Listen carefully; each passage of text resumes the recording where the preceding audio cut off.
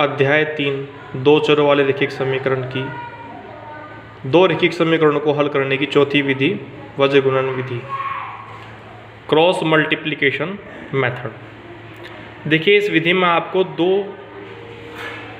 रेखाओं के समीकरण प्राप्त होंगे और उन रैखिक समीकरणों से आपको x y के मान ज्ञात करने हैं।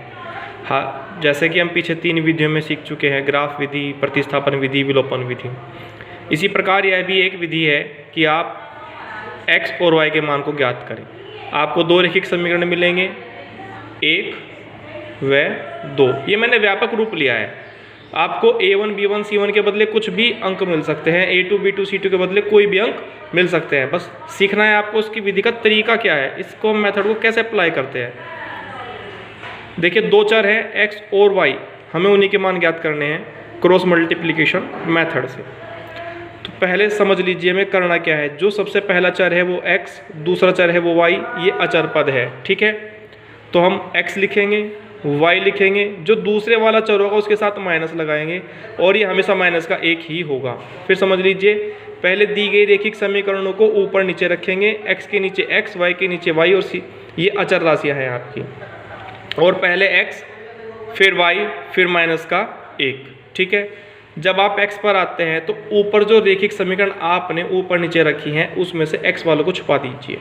क्या दिखाई दे रहा है आपको, b1y बराबर c1, b2y बराबर c2। चूंकि y आप लिख चुके हैं तो आप y नहीं लिखेंगे, उसके गुणांक लिखेंगे। देखिए कैसे, यहाँ पर ये b1 b2 c1 c2। फिर समझ लीजिए, जब हम x पर आए तो हमने x छुपाया, क्या दिखाई दे रहा है आपको, b1 b2। और हाँ, जो जिस चिन्ह का है उसे उसी चिन्ह के साथ रखना है हमें। यदि वो ऋणात्मक होगा ऋणात्मक रखेंगे, धनात्मक होगा धनात्मक रखेंगे, ठीक है। चूंकि प्लस के चिन्ह है, कोई चिन्ह नहीं तो प्लस का है, इसलिए वो रखा गया। अब इसी प्रकार देखिए, अब आप y पाइए, y वाले छुपा दिए गए।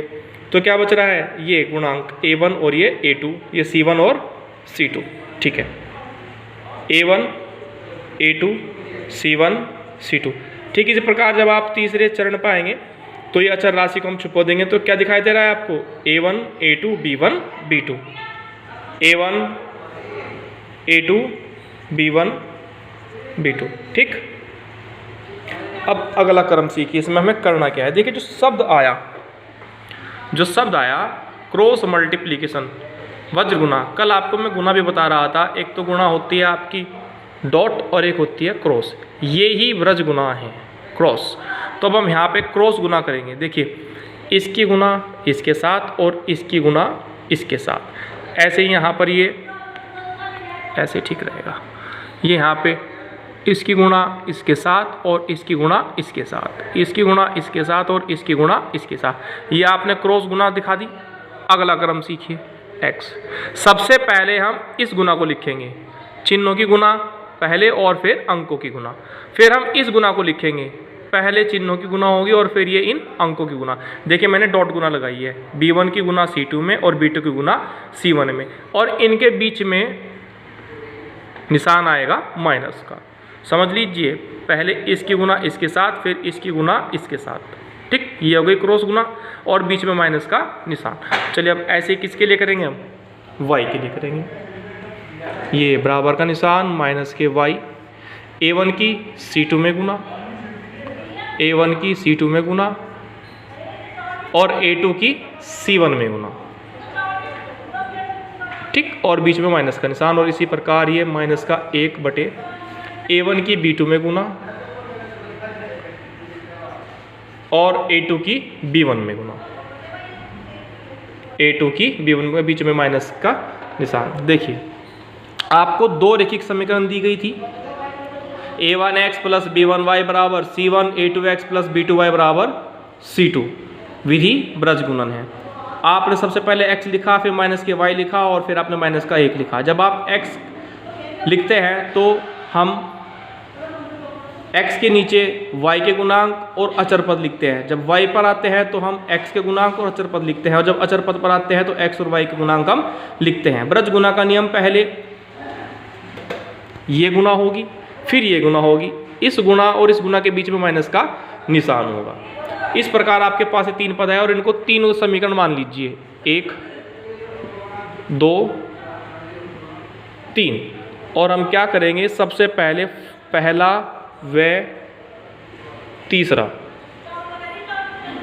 कैसे रखेंगे, ये x के बटे b1 c2 minus b2 c1 बराबर, चूँकि बराबर के निशान है ना, बराबर के निशान है तो क्या रखेंगे हम, बराबर, बराबर किसके, माइनस के 1 के बटे a1 b2 minus a2 b1। ठीक इसी प्रकार से क्या करेंगे, इस y के लिए करेंगे, दूसरा व तीसरे से तो दूसरा है हमारा माइनस के y के बटे a1 c2 minus a2 c1 बराबर माइनस का 1 बटे a1 b2 minus a2 b1। इस प्रकार यह नीचे से ऊपर चला जाएगा और इनका सरल हो जाएगा, x का मान ज्ञात हो जाएगा। इसी प्रकार ये नीचे से ऊपर चला जाएगा, सरल हो जाएगा और y का मान निकल जाएगा। तब यहाँ पे इन दो शर्तों से x और y का मान हम ज्ञात कर सकते हैं। इसके लिए मैं आपको आपकी पेज नंबर 56 उदाहरण नंबर 1 को कर दिखाता हूँ। देखिए पेज 56 एग्जाम्पल 1 प्रजगुणन विधि से।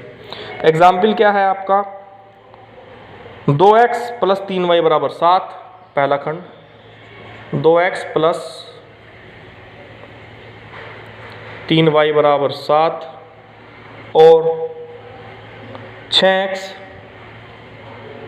प्लस के 5y बराबर 11।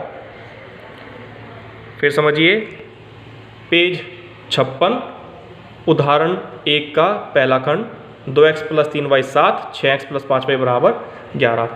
और किस विधि से करना है ये हमें, बृहज्गुणन विधि से। देखिए यहाँ पे अगर आप ध्यान दें, पहली समीकरण, ये जो समीकरण नंबर 1 है, ये 2 है। समीकरण नंबर 1 में a1 आपका 2 है, b1 आपका 3 है और c1 आपका 7 है। मिलान कर लीजिए उधर से इधर। आपका समीकरण नंबर 2 में a2 6 है, b2 5 है और c2 11 है। इसी तरीके को ध्यान से अब आप रखिए। देखिए मैं क्या करने जा रहा हूँ, x माइनस के y माइनस का 1।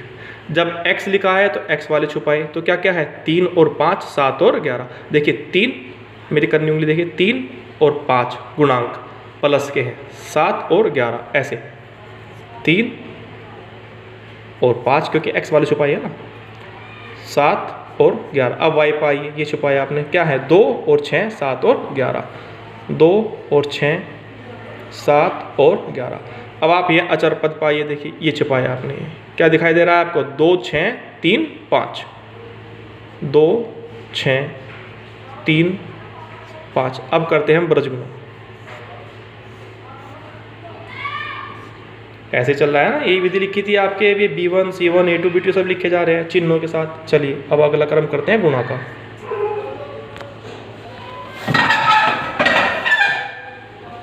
ये देखिए